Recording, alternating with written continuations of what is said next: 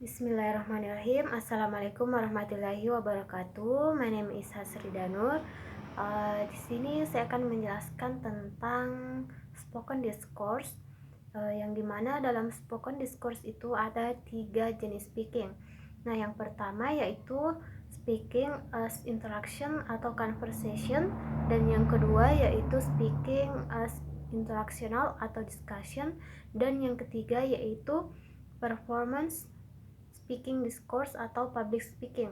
Namun di sini saya hanya akan menjelaskan tentang speaking as interaction atau conversation.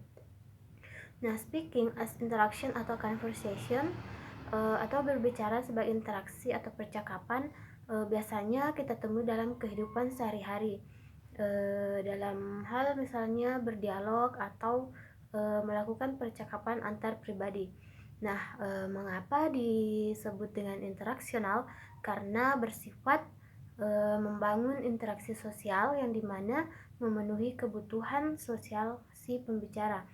Selain itu juga bersifat interaktif dan bersifat dua arah, yang artinya dapat dilakukan antara dua orang atau lebih.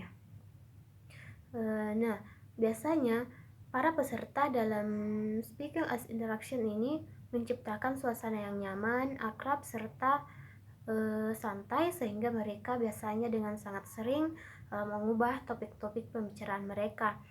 Misalnya di awal mereka membahas tentang skincare, kemudian melanjutkan dengan membahas tentang diet, olahraga, dan sebagainya. Selain itu juga dalam speaking as interaction biasanya sangat banyak menggunakan jawaban-jawaban seperti really, oh no, atau dalam bahasa Indonesia orang-orang biasanya banyak menggunakan jawaban seperti benarkah, oh tidak. Nah, selain itu dalam speaking as interactional biasanya para peserta dalam percakapan saling mengganggu satu sama lain. Maksudnya adalah kadang jika peserta yang satunya berbicara, yang lainnya menghentikan si pembicara tersebut. Mungkin saja karena dia ingin menanyakan sesuatu atau sebagainya. Nah, selanjutnya jika kita mengamati bagaimana orang berbicara dalam interaksi sosial mereka, hal yang paling banyak dilakukan adalah percakapan. Nah, sisanya itu tergantung dari apa pekerjaan dan atau apa tujuan dari si pembicara tersebut. Nah, sebagai contoh, jika tujuan seseorang berkomunikasi adalah menyelesaikan masalah, maka cenderung mereka akan melakukan diskusi untuk menyelesaikan masalah tersebut. Nah, diskusi inilah yang disebut dengan wacana. Sedangkan jika pekerjaannya adalah seorang jurnalis, maka dia akan melakukan wawancara, dan wawancara inilah yang menjadi wacana di sini. Nah, selanjutnya, percakapan sebagai wacana yang paling sering diucapkan dapat terjadi dalam dua konteks, yaitu di dalam kelas dan juga di luar kelas. Nah, yang di dalam kelas itu disebut dengan classroom conversation, sedangkan yang di luar kelas itu disebut dengan casual conversation. Nah, terdapat beberapa perbedaan antara classroom conversation dan casual conversation. Nah, yang pertama yaitu dalam casual conversation, orang tidak perlu mengangkat tangan jika mereka ingin berbicara. Sedangkan dalam percakapan kelas, siswa diharapkan untuk melakukannya jika ingin mengatakan sesuatu. Nah, maksudnya itu biasanya ketika kita berbicara dengan teman-teman di luar kelas, kita tidak perlu mengangkat tangan sebelum berbicara. Sedangkan di dalam kelas, misalnya dalam diskusi, biasanya kita harus mengangkat tangan terlebih dahulu sebelum berbicara. Kemudian yang kedua yaitu according to Banks tahun 1971, teachers rarely ask questions to which they don't already know the answer. In real life, people normally ask questions to find something they don't know. Jadi di sini menurut Banks biasanya guru itu sangat jarang mengajukan pertanyaan yang tidak mereka tahu jawabannya. Dalam artian dia hanya ingin mengevaluasi siswa. Sedangkan di luar kelas, biasanya kita menanyakan sesuatu itu karena kita benar-benar tidak tahu apa jawaban dari pertanyaan kita tersebut. Selanjutnya tuh menurut Delamont tahun 1976, dia mengatakan bahwa di dalam kelas, guru diharapkan untuk menindaklanjuti respon siswa dengan beberapa jenis evaluasi, misalnya dengan mengatakan good girl, good job, atau misalnya mengatakan good girl dan sebagainya.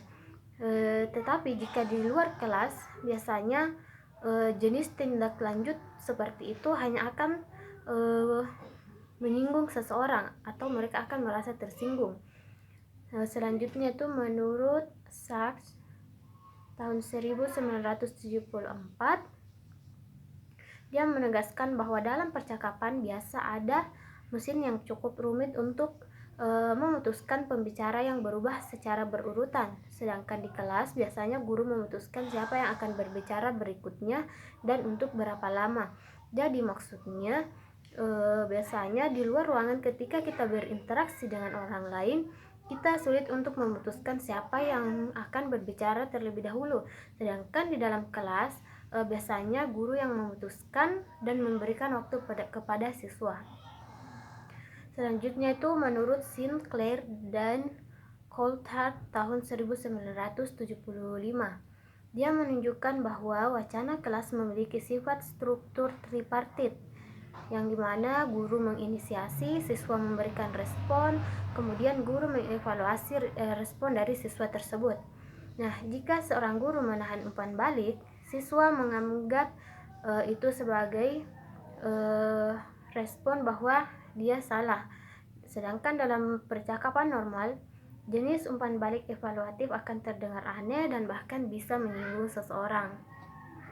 Jadi misalnya terdapat contoh di buku, ada seorang siswa asing di jalan yang ingin menanyakan waktu. Nah, si student ini dia berkata, excuse me, what time is it please? Dan si stranger ini menjawab, oh, 4:20. Dan kemudian si student mengatakan, well done, thank you very much. Nah, di sini menurut Willis tahun 1981, dia mengatakan bahwa in real life you might well acknowledge someone's response such as oh, yes, or I see, but you would rarely evaluate the response itself. Jadi maksudnya di sini yaitu dalam kehidupan nyata mungkin saja kita mengakui respon-respon seseorang seperti oh ya atau I see, tetapi kita jarang sekali mengevaluasi respon itu sendiri. Nah, yang menjadi pertanyaan di sini adalah bagaimanakah semua perbedaan itu dapat kita lihat? Bagaimana kita dapat meneliti struktur yang berbeda dari dua jenis percakapan tersebut? Nah, jawabannya inilah hasil dari analisis wacana dalam wacana lisan. Jadi memang melalui discourse analysis kita dapat melihat perbedaan-perbedaan seperti itu. Dan juga ketika siswa berada di dalam kelas, mereka akan mengenali norma-norma konvensi kelas, bahasa, dan wacana, sehingga ketika si siswa ini berbicara di luar, maka itu dapat diterima dengan baik oleh si pendengar. Baiklah, itu saja sedikit penjelasan dari saya tentang speaking as interactional atau conversation. Terima kasih atas penjelasannya dan mohon maaf jika ada kesalahan. Wassalamualaikum warahmatullahi wabarakatuh.